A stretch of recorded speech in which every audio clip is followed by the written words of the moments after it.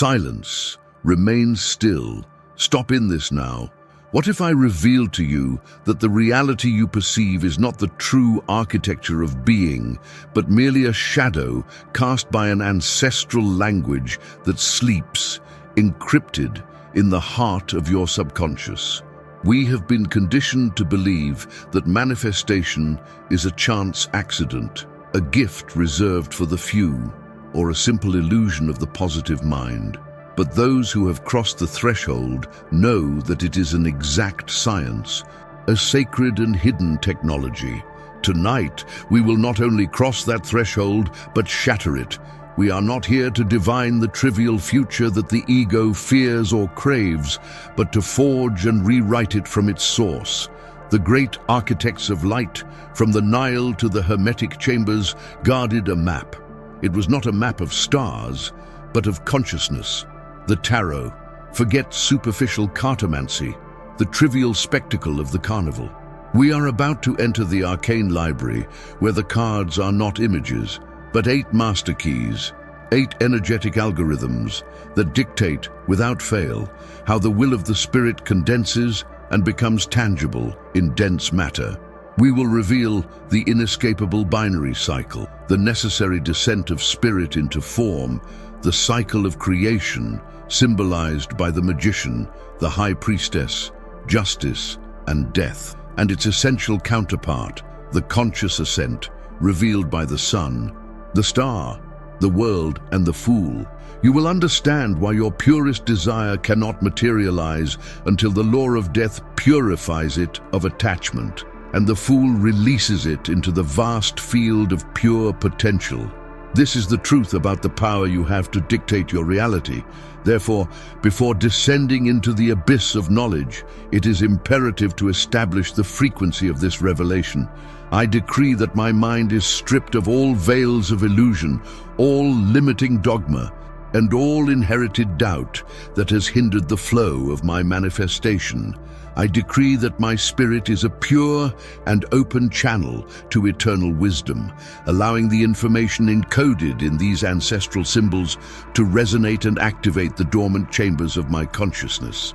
I decree my unwavering commitment to transmute thought into living gold, aligning my conscious will with the universal laws revealed by these 8 arcana, transforming myself into a master manifester of my own existence. Tarot as spiritual technology. A view of tarot not as an oracle of divination, but as a metaphysical alchemy and energy codes to alter consciousness. The tarot, in its original and unaltered form, is not a deck of random images, but the diagram of universal consciousness. The crystallized and fractal structure of the cosmos, manifesting in 22 archetypal stages. Each major arcana acts as a dimensional gateway, a reservoir of pure energy representing a cosmic law or an essential psychological stage. Humanity's fundamental error, in its haste to simplify the complex, has been to reduce this esoteric compendium, this psychic resonance machine designed by the guardians of initiatory schools, to a mere tool for divining trivial events. Divination, by its very nature, fixes a destiny, imposing a fatalistic rigidity. Alchemy, on the contrary, instructs on how to create and modify that destiny. The tarot, in its primordial truth, is an operational manual for the soul, a compendium of source codes that allow the initiate to dismantle the illusion of temporal linearity. By working with these symbols, the adept learns to reconfigure the causal threads from the core of pure intention. It is the master key that decodes the silent language of the higher self, that reservoir of dormant potential that is only activated by recognizing and traversing the numerical and visual pathways of creation that the arcana trace between 0 and 21. The technology lies in the symbol's ability to transcend the intellect and speak directly to the deep consciousness, instigating internal change before external change. Symbols are never inert representations. They are active portals of condensed energy, visual frequencies that operate by resonance, transcending the linear analysis of the mind. When the artificer's profound gaze contemplates an arcanum, it perceives not only ink and pigment, but immediately activates a corresponding center of force in the operator's inner sephirotic tree. This is the essence of spectral technology, a practice grounded in the immutable hermetic principle of vibration, which posits that everything is energy in constant motion.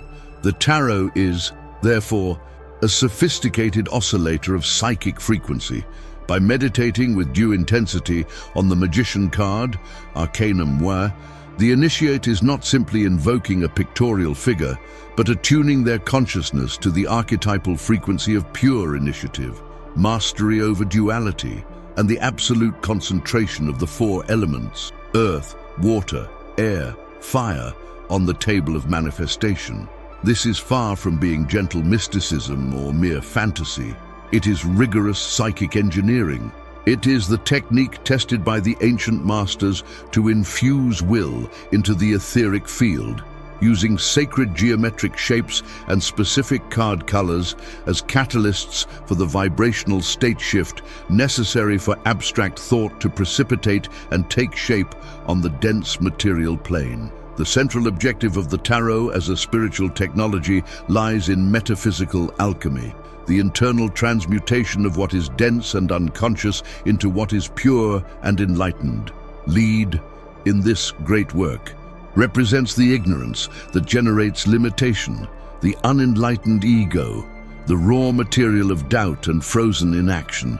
Gold, on the other hand, is pure consciousness, the unconditional manifestation and full realization of divine potential. Each major arcana is an indispensable phase of the great work, a crucible where the psyche confronts, fuses, and is reformed. The initiatory process does not demand directly changing the external world, but rather first transmuting the individual's internal relationship with the cosmic laws that govern that world. Deep meditation on the Hanged Man, Major Arcana 13, to cite another example, is not a mere act of patience, but a force that compels the total suspension of ordinary perspective, the inversion of the ego's eye, so that the higher truth, the hidden gnosis, can filter through and restructure perception. This internal process of inner transformation dissolves karmic patterns and deeply ingrained subconscious contracts, preparing the vessel of consciousness to receive and sustain the magnitude of manifestation which would otherwise self-destruct due to a lack of vibrational containment. It is a rigorous training for the mind that actively seeks to transcend duality and operate from the immaculate point of unity. The major arcana are, in essence, highly sophisticated hermetic ciphers. They are not narrative texts, but mathematical formulas of consciousness condensed into archetypal imagery. They were meticulously designed by initiates who understood that absolute truth should not be revealed directly to the uninitiated, whose immaturity could pervert or destroy it, but rather encoded in powerful symbols that are only activated and release their wisdom through the inner resonance and ethical preparation of the seeker. These energy codes not only describe the most important universal laws, such as the law of correspondence or the law of vibration, which are graphically represented on the cards, but crucially contain the operational source code for executing these laws in the life of the artificer. The number assigned to each card, from 0, the Fool, to 21, the World, is much more than a simple ordinal sequence. It is a scale of vibratory octaves, a geometric progression of the spirit's unfolding in material form, following an immutable logic. A profound understanding of the chart's numerology is to understand the power, phase, and cycle of the manifesting process being invoked or experienced. It is an operational language, silent yet precise, that allows the artificer to consciously dialogue and interact with the cosmic unconscious. Ultimately, the tarot is the faithful mirror of the cosmic soul, incessantly reflecting the entire macrocosm in the microcosm of individual life. When one sits before the arrangement of the arcana, one is not looking at external or alien figures, but rather observing the direct reflections of one's own internal energetic architecture, including active blockages and unrealized potential. The complete deck represents, in its totality and perfection, the body of Adam Kadmon, the primordial human being who has completed their cycle. By deeply studying the interrelationships and dynamics among the 8 arcana of manifestation, the practitioner learns to pinpoint with laser-like precision where the imbalance exists in their own internal system. Does the failure lie in the will to initiate the intention, the magician? Or is it a lack of faith and the capacity for silent gestation, the high priestess? This spiritual technology compels the querent to cease searching for answers and solutions externally and, instead, to locate the dysfunction within the internal circuit of thought, emotion, and action. It is the ultimate tool for self-realization, as it provides you with the manual to manipulate, with absolute responsibility and full knowledge, the raw material of your existence, recognizing without a shadow of a doubt that the law of correspondence, as above, so below, is revealed in every sheet we contemplate. But who delivered this technology? From what forbidden lineage? From what clandestine schools did the essential knowledge originate that allowed the arcana to survive the total destruction of the ancestral libraries and the burning of the temples? We must trace its origins back to the dust of Egypt and the Cathars to find its true purpose, which was not superficial individual salvation, but the connection of the fragmented self with the Great One Code. Moment of alchemy. Take a moment. Close your eyes. At this precise moment, what veil of illusion or limiting belief do you know for certain that you must tear away and purify in order to see yourself, no longer as the one anxiously awaiting a miracle, but as the architect who creates and sustains it? This technology does not function as a passive divination oracle, but rather as a complex coding system, a linguistic and mathematical matrix designed to map the dimensional interactions between the conscious self and the higher self. The 78 major arcana are not mere allegorical drawings. They are 78 operational modules of universal consciousness, each pulsating at a specific frequency that resonates with a fundamental aspect of creation and manifestation. The structure of the deck, inspired by Kabbalistic architecture and sacred geometry, functions like an integrated circuit. The selection and arrangement of the cards in a specific spread, the reading diagram, is not random, but rather the activation of an energetic portal that compels the querent's subconscious to project its current internal configuration. The tarot thus becomes the mirror that does not lie, the only tool capable of translating dysfunctional etheric energy into forms and symbols that the logical mind can begin to process and, more crucially, manipulate. It is the operating manual for inner alchemy, the key to understanding that every element of our objective reality is the result of a code that can be rewritten. Those who seek answers in the tarot must understand that what they are looking for is not a prediction, but the formula for their own vibrational resonance in the present moment. The metaphysical alchemy that the tarot facilitates operates through the law of sympathetic resonance. When a person confronts the message of a card, for example, strength or the devil, the visual and archetypal impact generates an immediate disruption or alignment in their personal electromagnetic field. This shock is the essence of transmutation. It is not intellectual interpretation that changes destiny. It is the energetic interaction between the encoded image and the observer's state of consciousness. The tarot acts as a harmonic resonator. If your internal system is vibrating at the frequency of scarcity, 5 of Pentacles, and that card is confronted with the intention of modifying the frequency, the field is forced to recalibrate. We are talking about a technology of psychological time, where the card is used to freeze a limiting behavioral pattern or belief, exposing it to the light of consciousness for its immediate disintegration. This responsible manipulation of the mind's raw material is the great work. The true Gnostic application that the tarot conceals from those who see it merely as a parlor card game.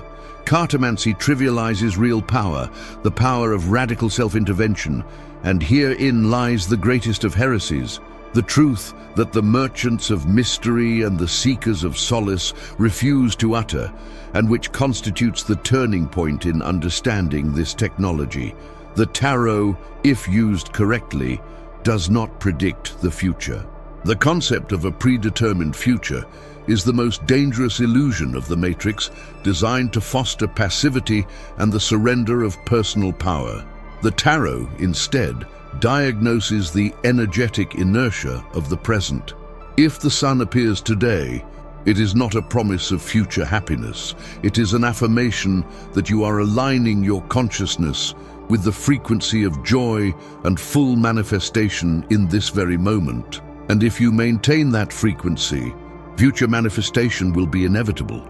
Similarly, if the tower is revealed, it does not announce an imminent collapse, but rather that your internal circuitry is already vibrating at the frequency of necessary destruction, and that if you do not intervene now with an act of conscious will, that accumulated energy will have to manifest on the physical plane for release.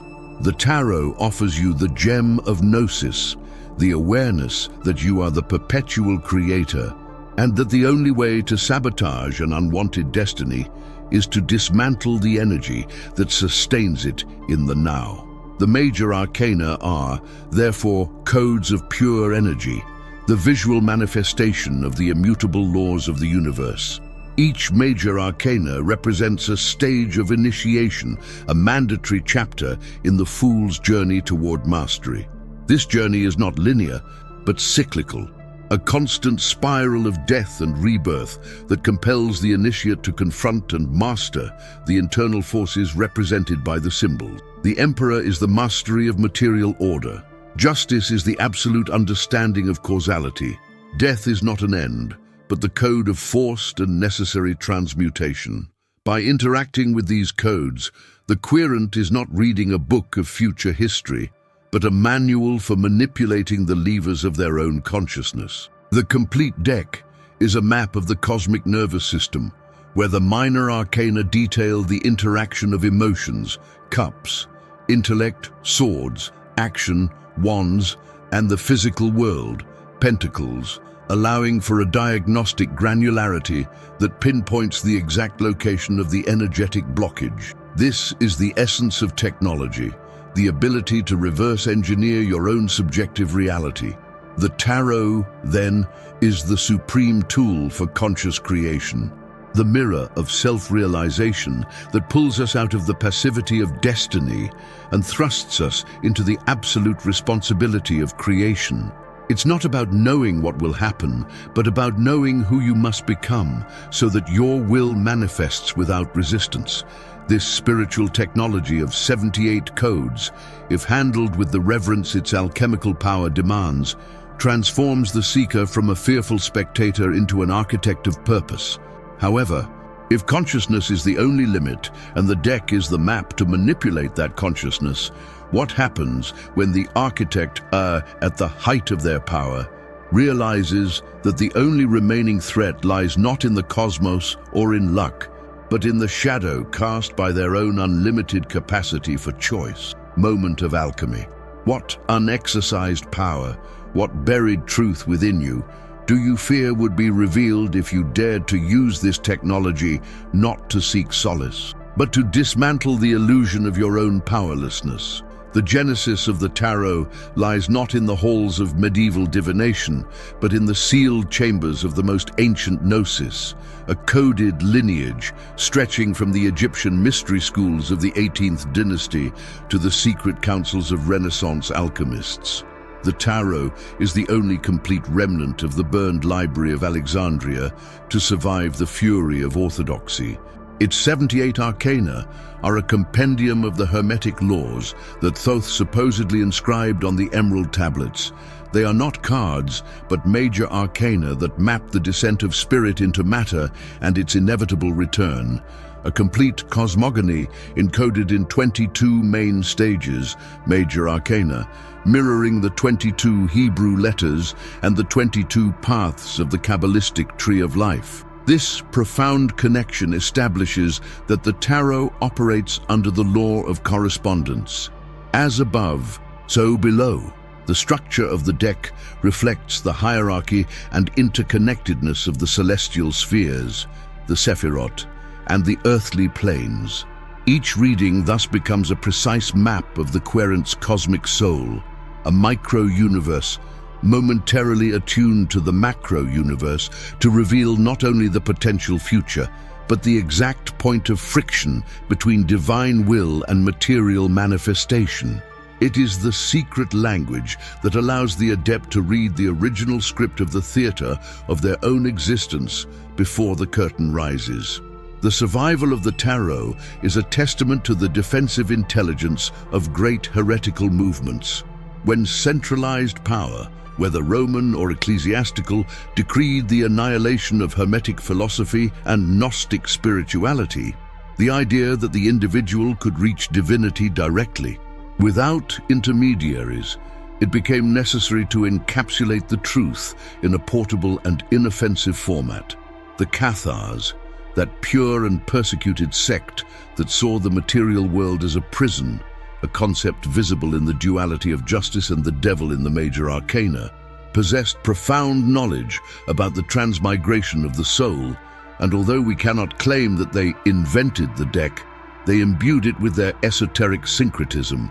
The figure of the fool, who wanders unattached, represents the Cathar Perfecti, who has renounced earthly attachments.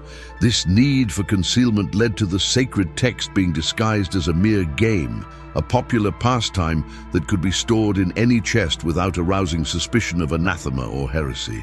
This process of encryption was not a trivialization, but rather the most sophisticated act of cultural preservation, a hermetic veil drawn over the truth to protect it from inquisitorial purging, ensuring that knowledge of the higher self remained accessible only to those with eyes to see. Alchemy, the royal art of transmutation, is the driving force behind the tarot. The major arcana are the essential stages of the great work, the path from lead, the inert ego, the tower, to gold, enlightened consciousness, the sun. Nigredo, decay and shadow, death and the devil, is the necessary confrontation with the dark, raw material. Albedo, purification and cleansing. Temperance is the refinement of being. And rubedo, union and realization, the world, is the final manifestation. The complete deck is a symbolic crucible, and the act of shuffling is not random, but an act of solve et coagula, seal and coagulate, on a psychic level. Here, the law of vibration comes into play. Nothing rests, everything moves, everything vibrates. Each card possesses a specific energetic frequency, and when a querent touches the deck and asks a question, their personal vibration interacts with the archetypal vibration of the symbols. The reader is not predicting the future. It is reading the current vibratory resonance of the consultant's soul, pointing out the dissonant frequencies that must be tuned to harmonize with the desired destiny, thus revealing the only possible path to self-realization that quantum physics is now only just beginning to describe. And here lies the great revelation, the turning point that the initiatory schools jealously guarded. The primary function of the tarot was never to predict superficial misfortune or fortune, but to serve as a reverse engineering device for reality, a navigational map that uses the law of correspondence to manipulate the principle of causality. The shocking truth is that those mystics and sages, seeing that the church and state were systematically eradicating any text that granted direct power to the individual, understood that the only way to keep the doctrine of inherent divinity and spiritual self-governance alive was to disguise it as a game of chance. The tarot is not an oracle. It is a master key to the cosmic mind. It is the codex that demonstrates that the earthly plane, the minor arcana, reflects and is subject to the spiritual plane, the major arcana. The scandal lies not in what the tarot says, but in the fact that its very existence proves that forbidden wisdom, the radical gnosis that we are co-creators of the universe, was cleverly hidden right under the noses of its persecutors, disguised as a pastime. It is the most powerful magical text in history, designed so that only the sincere seeker, by bypassing the veil of playful superficiality, will discover the mirror of their own unlimited potential. The tarot, therefore, stands as the mirror of the cosmic soul, a matrix of energy that synthesizes the universal laws of correspondence and vibration to offer direct and immediate access to unfiltered truth. It is the alphabet of creation. By understanding that each turn of the cards is a fractal manifestation of the energies that govern everything from galaxies to cells, the initiate understands that it is not an object of passive consultation, but an instrument of active power. This mirror not only shows the reflection, but also allows for the reshaping of the reflected image, by requiring the querent to assume full responsibility for the vibrations they are emitting. The connection with initiatory schools is not merely historical, it is functional. The tarot trains us to think like an alchemist, to judge like a Cathar, and to build like an Egyptian magician, compelling us to confront the enigma of our own freedom. If the deck is the map and the law of vibration is the engine, and we know that the cosmos is the manifestation of our consciousness, what happens when the reader realizes that the prophecy is not inscribed on the cards, but is being written in real time by the inertia of their own belief? The understanding that thought is not a vaporous entity, but a constructive force, leads us inexorably to the architectural alphabet of the universe, the major arcana. However, in the realm of pure manifestation, the alchemical process of transforming the intangible into the concrete, not all 22 are primary operators. The hidden wisdom, preserved in the crucible of black light, reveals that only 8 of them comprise the complete and functional circuit of consensual reality, acting as the fundamental capacitors that dictate the speed and quality of materialization. These are not mere symbols of psychic states, but energetic seals that must be activated in precise sequence. The first quartet establishes the intention and design. Arcanum IT, the magician, representing the initial volitional impulse, the spark of consciousness that dares to be. Then, Arcanum Thrur, the Empress, provides the matrix of form, the fertile ground where the nascent idea acquires vibrational volume. Next comes Arcanum 4, the Emperor, the structural law, the principle of order that sets limits and consolidates the framework to prevent energy from dissipating into chaos. Finally, Arcanum 5, the High Priest, is not only the channel of wisdom, but also the invisible bridge, the conduit that legitimizes the transfer of subtle energy to the physical plane, ensuring that manifestation adheres to the universal ethics of cause and effect. This first cycle is conception. The second quartet of manifestation arcana focuses on execution, irreversible movement, and final fixation. Here we find Arcanum 7, the Chariot, the application of directed will and mastery over internal dual forces. It is focused action that cuts through the inertia of the world. Immediately afterward, Arcanum 8, Justice, comes into play, acting as the principle of cosmic equilibrium. This card does not measure moral punishment or reward, but rather verifies energetic balance, demanding the vibrational stabilization necessary for the new form to exist without collapsing. The energetic debt must be paid before permanence.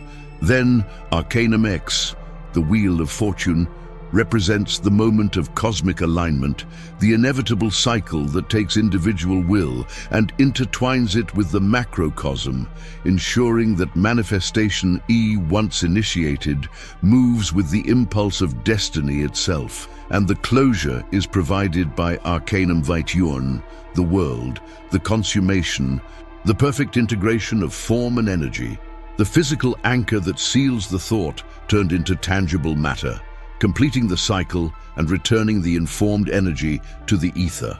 Examining this sequence, I3, IV, V7, 8, X, Vikstipkitsun, we observe a manifestation path that appears relentless and mechanically perfect. This is the map reality builders use to carry out their designs, from building empires to creating physical ailments or unexpected fortunes. It is the precise machinery that ensures everything the mind has intensely believed, with will and structure, manifests. This is the uncomfortable truth of magic. Reality doesn't happen to us. It is the end product of an energetic circuit we have activated, often unconsciously. The tragedy is not the suffering itself, but the ignorance of being the architect of that suffering. But herein lies the turning point, the revelation that shatters the apparent determinism. If these 8 major arcana describe the mechanism of manifestation, the critical question is, which major arcana is conspicuously absent from this fluid and self-sustaining sequence? The absence that breaks the mechanism of predestined manifestation is that of major arcana siskert, the lovers. Its intentional exclusion by the architects of destiny, those who wish to maintain the illusion of control, reveals the fundamental secret of freedom. Major arcana 3, 4, V7, 18, X, and Vitiwit form an efficient karmic loop. They are the engine that ensures the final result. Bextiwitsil is the direct and inescapable consequence of the initial intention I, filtered through fixed laws. This circuit describes the reaction, the manifestation that must be. But major arcana 6's, the lovers, is not merely a trivial choice between paths. It is the point of transcendental bifurcation, the only place where absolute will, the individual divine spark, has the authority to intercept the flow of karmic manifestation and rewrite the sequence. It is the inclusion of free will, the capacity to choose against the inertia of your own story. The true power of manifestation lies not in activating the 8 major arcana, but in the audacity to insert oneself at point 66, the lovers, before the circuit is completed, in order to choose a new premise that overturns the intended consequence. The 8 major arcana of manifestation are the skeleton of the reality imposed upon us by our own past vibrational inertia, or by those who manipulate the cycles of fortune. If the seeker merely follows the path I Sechchuan, they will receive a perfect manifestation, but it will be a predictable manifestation, and, therefore, not liberating. Freedom lies in the sacrifice represented by major arcana 6, the sacrifice of the known identity to embrace the chosen destiny. The paradox is that we must understand the perfection of the mechanism of predestined manifestation in order to subvert it. The major arcana are the lock, and knowledge of their sequence is the master key. But the true magic lies in the card that dares to force the lock. If thought is the act, and reality is the consequence, what price are we willing to pay to rewrite the cause that has already been sent out into the universe? The cycle of descent, creation, is the inevitable sequence by which pure intention, which is abstract and limitless, is condensed into matter, which is finite and structured. This descent is not a simple gradation of density, but a series of alchemical fractures where the original will, represented by Arcanum Kikestern, or the potentiality of Arcanum 0, pays a price of forgetting and limitation for each step toward manifestation. The first betrayal occurs when the mind dualizes intention. The idea must be named, and in naming it, it is separated from the infinite well of unmanifested possibilities. The descent from the mental planes, the first 3 arcana, to the emotional and astral planes, arcana 4 to 7th, imposes the laws of geometry, morality, and relationship. It is the progressive crystallization of energy which, in gaining form, loses fluidity. Each stage of the descent acts as a reducing filter, ensuring that the final manifestation is always less grandiose and more predictable than the initial impulse. Understanding the descent means understanding that the reality we perceive is not the truth of thought, but a shadow projected and impoverished by the very need to be perceived. It is the sacrifice of the whole in favor of the part, and in that sacrifice lies the key to reversal. Manifest reality is the residue of a cosmic explosion of will that cools and regulates itself under the iron law of number and measure. The seeker must chart this map of the fall to know where the architecture of the universe becomes vulnerable to a new divine intervention. The machinery of descent operates by imposing the great veils. The primary veil is time, chronos, which guarantees the illusion of sequence, the manifestation that a cause must logically precede an effect. This veil is grounded in major arcana X, the Wheel of Fortune, and the C, the Hanged Man, which dictate the rhythm and perspective of karmic experience.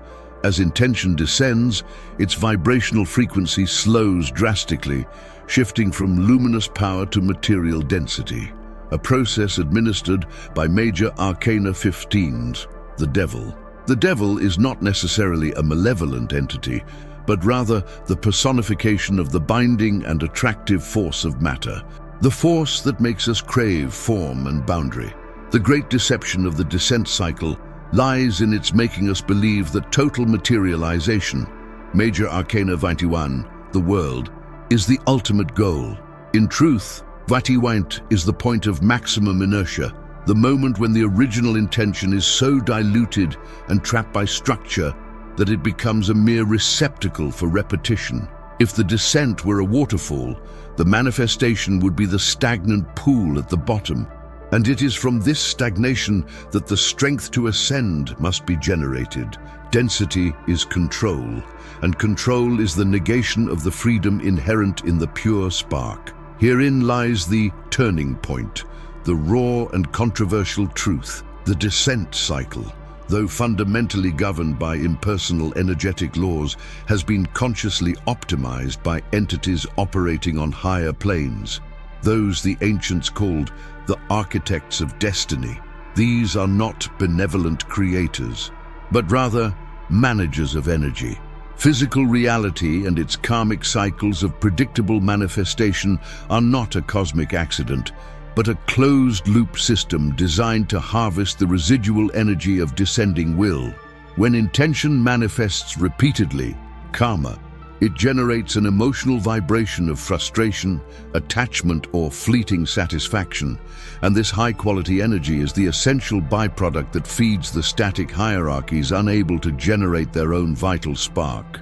The prediction of the future and the inevitability of manifestation, the perfection of I to festitind, is what guarantees the harvest. Our reality, as we experience it, is an energy farm, and individual will is being milked. Breaking the cycle in Arcanum 6 is refusing to be the source of sustenance. It is an act of energetic sovereignty that destabilizes the foundations of managed creation, which explains why such subversion encounters such fierce resistance in the manifested matrix. The paradox of the descent lies in the fact that, while it is the mechanism of our imprisonment, it is also the detailed map for our escape. We must use the sequence of creation to deconstruct creation. The cost of subverting manifested inertia is immense. It demands the acceptance of chaos, Major Arcana 15, the Tower. By intervening in Zixk and rewriting the premise, the seeker tears apart the fabric of previously woven consequences, denying the stability provided by karmic certainty. This implies that the manifested life of one who chooses absolute freedom becomes volatile, unpredictable, and often defies established physical laws because the structure that contained it has been pierced. Most seekers fear this instability and therefore retreat to the safety of repetition, contenting themselves with manifesting slightly modified versions of their pre-designed destiny. True freedom demands the sacrifice of the self, contained within the form and comfort of the known cycle. It's a gamble where the price is the cancellation of karmic debt, but the currency is existential stability itself. The cycle offers us an illusory peace in exchange for our energy. Breaking free offers internal war in exchange for true freedom. To counteract the descent cycle, the artificer must learn to create by ascending, instead of launching an intention from I, hoping it will reach Justitulam. They must install the desired manifestation in Gustim's as an accomplished fact, as if it has already happened, and force the intermediate stages, Dinti, Jitinan, Septi, etc., to retroactively reorganize themselves to justify that final result. This ascension process reverses the flow of subjective time and dismantles the causal logic of the architects. It is an act of faith in a reality that does not yet exist, an imposition of finality upon the initial premise. The manifested reality, the pool of water, is not altered by adding more water, but by forcing the source, pure intention, to change its course. If the descent cycle is the path that creates the mirror, imposing the shadow of the will, ascension is the act of destroying the mirror to reveal that the shadow does not exist without the light that originates it. The crucial question is, if we irrevocably alter the initial impulse of creation in its descent, what happens to the shadow we inhabit when the light that projected it is no longer the same? The geometry of integration. The true mastery of the craftsman who has grasped ascension lies not in mere temporal inversion, but in the dimensional integration that this inversion demands.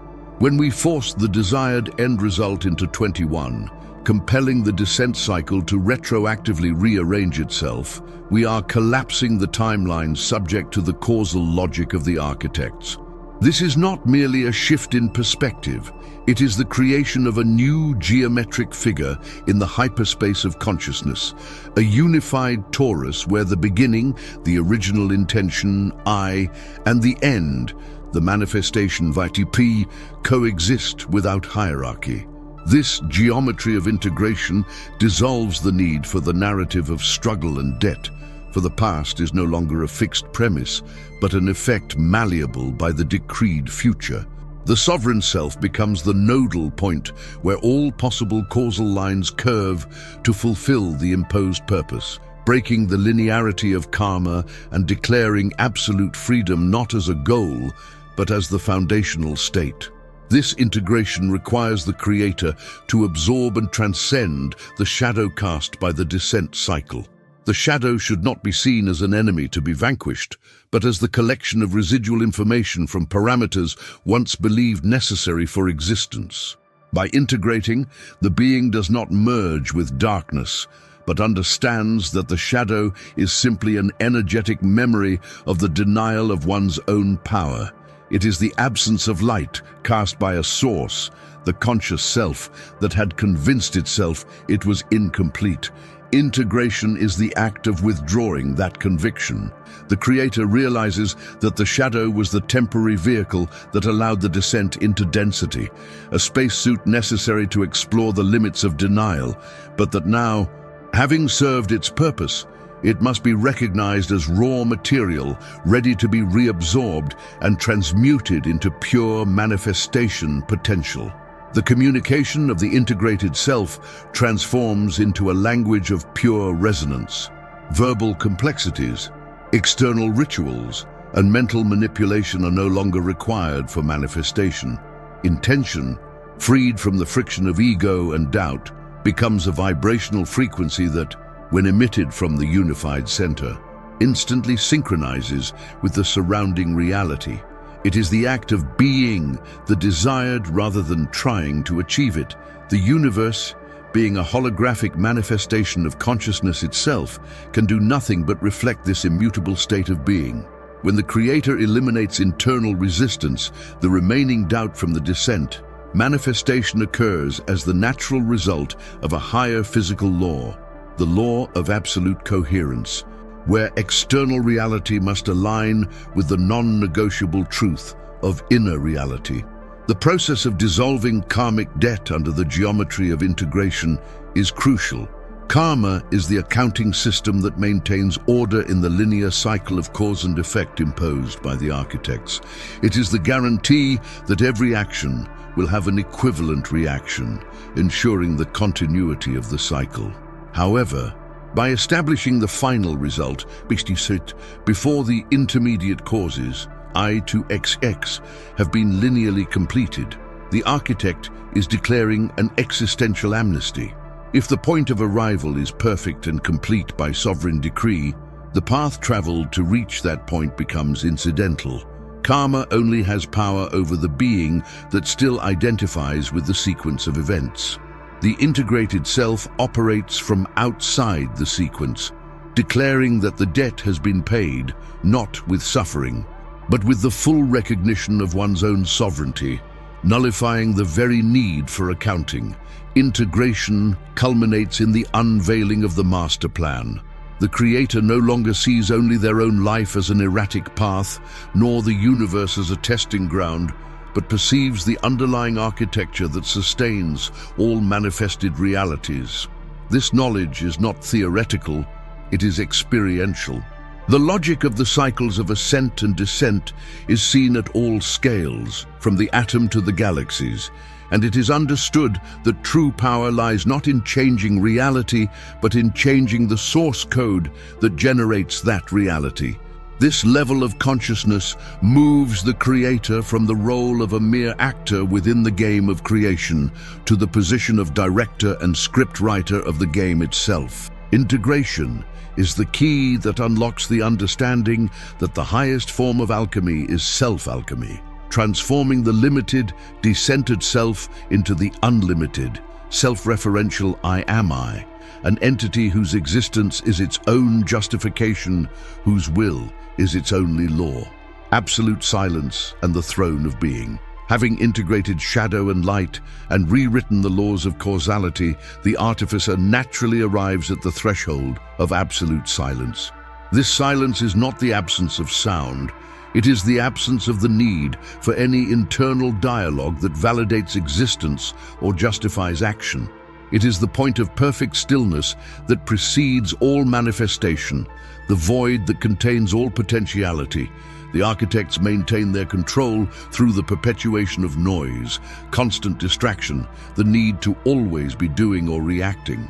The sovereign artificer understands that the only way to transcend control is to dismantle the need to participate in the noise. In this absolute silence, consciousness is purified, shedding the last layers of imposed identity and revealing the immutable core of being, the uncreated source. From this silence, one accesses the throne of being. This throne is not a physical place, but the metaphysical center of one's own authority. To sit on the throne means that the creator has moved from being an object of experience, reacting to reality, to being the pure subject of existence, causing reality. True authority resides in the capacity to observe without being affected, to choose without being coerced by emotion or obligation. He who sits on the throne of being is the immutable witness, the primordial consciousness that is independent of the form it inhabits and the time in which it operates. From this position, universal laws cease to be immutable decrees and become flexible tools, at the service of the will of the one who has claimed their sovereignty. The law of self-creation is activated. When the artificer operates from silence and the throne, their will becomes the only valid law within their experiential domain.